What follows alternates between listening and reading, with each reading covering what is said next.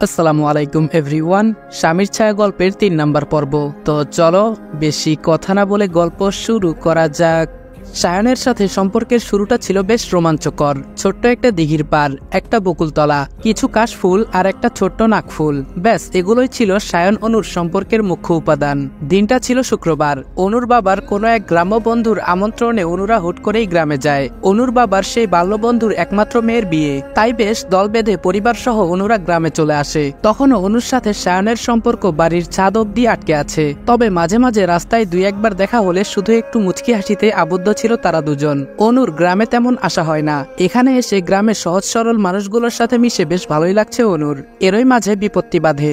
রাতে গায়ে হলুদে মেয়ের জন্য রাখা সব হলুদ চুরি হয়ে গেছে। কি সর্বনাশ! এখন কি হবে? এদিকে বেলাও যে শেষের দিকে। সন্ধ্যার পর হলুদ বাটাবাটি শুরু হবে। কোনো উপায় না পেয়ে কনে পক্ষের কিছু মেয়ে বেরিয়ে পড়ে বাগান থেকে হলুদ তুলতে। অনুও তাদের সাথে চলে আসে। নদীর উপর বাগান থেকে তারা হলুদ তুলে নিয়ে আসবে, তারপর বাটাবাটি শুরু করবে। যথারীতি বাড়ির সামনে দিয়ে বয়ে যাওয়া ছোট্ট নদী পার করে তারা হলুদ নিয়ে ফিরছিল। এমন সময় অনুর চোখ যায় রাস্তার ওপারে ব্যাগপত্র নিয়ে দাঁড়িয়ে থাকা মাঝবয়সী এক মহিলা ও তার মেয়ের দিকে। তারা অসহায়ের মতো মুখ করে রাস্তায় দাঁড়িয়ে আছে। দুজনকে দেখে মনে হচ্ছে না তারা গ্রামের কেউ। অনু ঝটপট করে তাদের কাছে চলে যায়। হতে পারে তারা কোনো বিপদে পড়েছে। অনু সালাম দিয়ে কথা বলা শুরু করে। আন্টি, কোনো সমস্যায় পড়েছেন? মহিলাটি বলল, আর বলো না মা, অনেকদিন পর গ্রামে এসেছি। গ্রামের পথঘাট তেমন মনে নেই। অনু বলল, ওহ, আপনি পথ হারিয়ে ফেলেছেন? মহিলাটি বলল, হ্যাঁ। পাশ থেকে সোহা বলে উঠে, আমরা এখানে এক দাদুর বাড়ি এসেছি, এক চাচাতো বোনের বিয়ে, কিন্তু আম্মুর রাস্তা ভুলে গেছে। অনু বলল, তোমাদের সাথে কেউ নেই যে পথ চিনে? সোহা বলল, ভাইয়া আছে, কিন্তু সে লেট লতিফ, ট্রেন ফেল করেছে বলে আসতে দেরি হচ্ছে, বোধ হয় ঘন্টা ২-১ লাগবে। অনু বলল, কি সর্বনাশ, এতক্ষণ আপনারা এখানে দাঁড়িয়ে থাকবেন? সোহা বলল, কি আর করব। অনু ভদ্র মহিলার দিকে তাকিয়ে দেখেন উনি বড্ড ঘামছেন, বোধ হয় শরীর খারাপ করছে।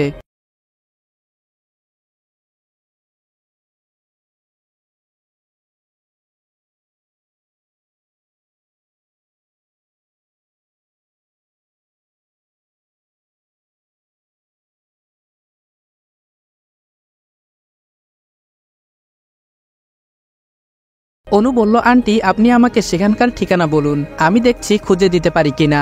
মহিলাটি বলল, মা, ঠিকানাই তো মনে নেই, আসলে এটা তাদের নতুন বাড়ি, এখানে তেমন আসা হয়নি। অনুকে এতক্ষণ দাঁড়িয়ে বকবক করতে দেখে তারাও এগিয়ে আসে। অনুর সাথে কনের ছোট বোন নীলুও ছিল। নীলু ভদ্র মহিলাকে দেখে আনন্দে উৎফুল্ল হয়ে ওঠে। বড় চাচি, তুমি এসেছো? মহিলাটি বলল, নীলু। নীলু এদিক সেদিক তাকিয়ে বলে, সায়ন ভাই কোথায়? তাকে তো দেখছি না। নীলুর একমাত্র ক্রাশ হচ্ছে সায়ন। সোহা খেপে যায়। সব সময় ভাইয়া খবর নাও কেন? এখানে আমি আছি, মা আছে, দেখতে পাচ্ছ না? মার শরীর খারাপ, আমাদেরকে বাড়ি নিয়ে চলো, ভাইয়ার আসতে দেরি হবে। নীলু বলল, ওহ, তা আগে বললেই তো হয়। সায়ন ভাই? না থাক, তোমরা বাড়ি চলো চাচি। ভদ্র মহিলা আর কেউ নয়, সায়নের মা আর বোন সোহা। পাশ থেকে সায়নের মা বলে উঠে, সেই কবে তোদের এই নদীর ধারে বাড়িটাতে এসেছি, এত কি মনে থাকে? তাই পথ ভুলে গেছি। নীলু বলল, ওহ, আসলে চাচি, সায়ন ভাইয়া বলল এই বাড়িটা থেকেই বিয়ে দিতে। সোহা বলল, এখন এখানে দাঁড়িয়ে বকর বকর না করে বাড়ি নিয়ে চলো। নীলু বলল, চল, নিয়েই তো যাচ্ছি। নীলু সামনের দিকে হাঁটা ধরে। এত ব্যাগপত্র নিয়ে সায়নের মা আর সোহা দাঁড়িয়ে আছে, এতগুলো কি নেওয়া যায়? এদিকে নীলুও হাঁটা ধরে সামনের পথে। অনু এগিয়ে গিয়ে সায়নের মায়ের হাত থেকে ব্যাগ নিয়ে নেয়। সবাইকে নিয়ে বাড়ি চলে আসে। সায়নের বাবার চাচাতো ভাইয়ের বাড়ি এটা। প্রায় সন্ধ্যা নেমে গেছে। বড়রা বড়দের মতো আর ছোটরা ছোটদের মতো আনন্দ করছে। অনুর বেশ ভালোই লাগছে।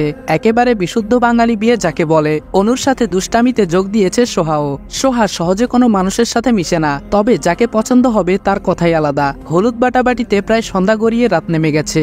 গ্রামে এইটুকু রাত মানেই গভীর রাত। সবাই যে যার মতো কাজে ব্যস্ত। সোহা, নীলু আর অনু তিনজন বাড়ির সামনে বকুলতলার নিচে বাদাই করা পাড়টায় বসে বসে গল্প করছিল। হঠাৎই তিনজনের ডাক পড়ে। সবাই তেঁতুল মাখিয়েছে, অনুকে খাওয়ার জন্য ডাকা হয়েছে। অনু সোহা আর নীলুকে বসতে বলে বাড়ির দিকে পা বাড়ায়। তোমরা বসো, আমি এখানে নিয়ে আসছি। নীলু বলল, ওদিকটা কিন্তু বেশ অন্ধকার, যেতে পারবে তো?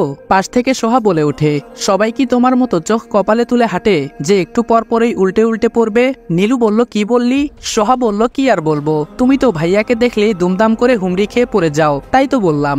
সোহার কথা শুনে নীলুর মুখটা ছোট হয়ে যায়। অনু হেসে ওঠে। সোহা বলল, অনুদি, তুমি আলোটা নিয়ে যাও। অনু বলল, না লাগবে না সোহা, আমি এই যাব আর আসবো। অনু অন্ধকারে পথ হাতড়ে বাড়ির দিকে পা বাড়াতেই কঠিন কিছু একটার সাথে বাড়ি খেয়ে ধুম করে নিচে পড়ে যায়। অনু প্রথমে ভাবে হয়তো তাল গাছ টাছ হবে, পরে সেই কঠিন বস্তুকে নড়ে চড়ে উঠতে দেখে অনু ভয়ে চিৎকার করে ওঠে, বাবা গো, গাছ আবার নড়ে। সোহা আর নীলু দুজনেই অনুর চিৎকার শুনে এগিয়ে আসে। তার সামনে দাঁড়িয়ে থাকা ছেলেটা বলল, ইয়ে মানে সরি, আমি দেখতে পাইনি। সোহা ছুটে এসে আলো জ্বালিয়ে দেখে অনু ভয় ভয় মুখ নিয়ে নিচে পড়ে রয়েছে। সোহা বলল, ভাইয়া তুই? নীলু বলল, সায়ন ভাই তুমি এসেছো? নীলু সায়নকে দেখে এগিয়ে যেতে পায়ে পা বেঁধে দুম করে নিচে পড়ে যায়। সোহা দাঁড়িয়ে দাঁড়িয়ে কপাল চাপড়াচ্ছে। হয়ে গেল, মানুষ সুলাইমান খানকে দেখেও তো এত হুমড়ি খায় না যতটা তোকে দেখে হুমড়ি খায়। এখন আবার নীলুপির সাথে অনুপিও যোগ দিয়েছে, একসাথে দুটো মেয়ে। চল এখান থেকে বাড়ির ভেতরে চল, না হলে দুজনেই হয়তো এবার ভিমড়ি খাবে। সায়নের কানে সোহার কথা ঢুকছে না, সে তো অনুকে দেখতে ব্যস্ত। রাতে মৃদু আলোয় অনুকে চিনে নিতে সায়নের একটুও কষ্ট হয়নি। অনুও সায়নের দিকে হা করে তাকিয়ে আছে। দুজনের কেউই কাউকে এখানে এভাবে আশা করেনি। সায়ন অনুর দিকে হাত বাড়িয়ে দেয়, অনুও সায়নের হাত ধরে নেয়। অনু সায়নের হাতে ভর করে উঠে দাঁড়ায়। নীলু ভ্যাবলার মতো তাকিয়ে আছে। সায়ন মুচকি হাসছে।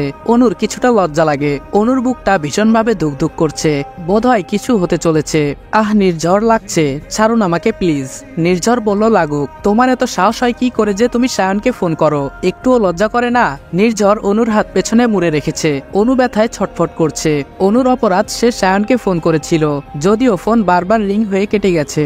সায়ন ফোন তোলেনি। নির্ঝর সেই সকালে বাড়ি থেকে বেরিয়ে যায় অফিসের উদ্দেশ্যে। প্রায় রাতের দিকে বাড়ি ফিরে দেখে অনু বারান্দায় দাঁড়িয়ে কাকে যেন ফোন করছিল আর বারবার চোখের পানি মুছছিল।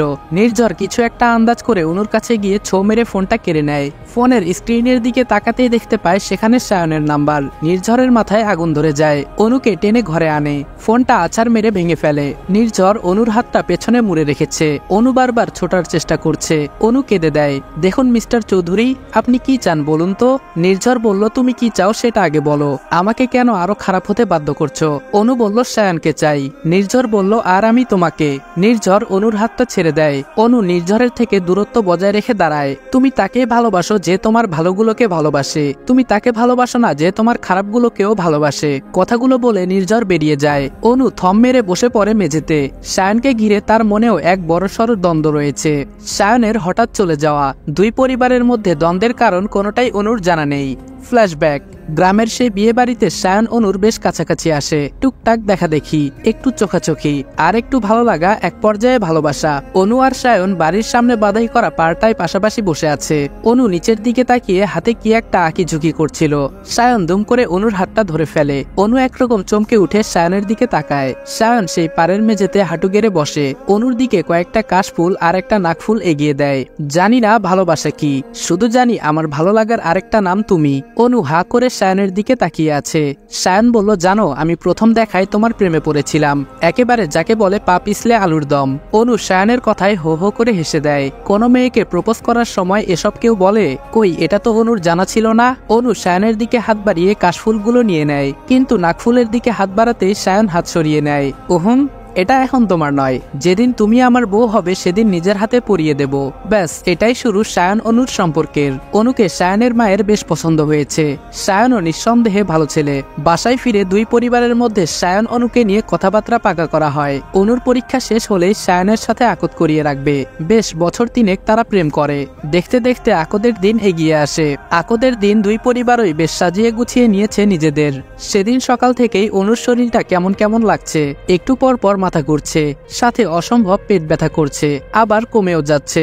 অনুর ধারণা হয়তো ফুড পয়জনিং হয়েছে। কিন্তু বিপত্তি বাঁধলো যখন আকদের জন্য অনুকে নিচে ডাকা হলো। অনুর হঠাৎ করেই আবার প্রচন্ড পেট ব্যথা করতে শুরু করলো। অনু অনেক কষ্টে নিজেকে সামলে নিয়ে সিঁড়ি বেয়ে নামার সময় মাথা ঘুরে নিচে পড়ে যায়। ঘটনাটা হঠাৎ ঘটায় সবাই অবাক হয়ে তাকিয়ে আছে।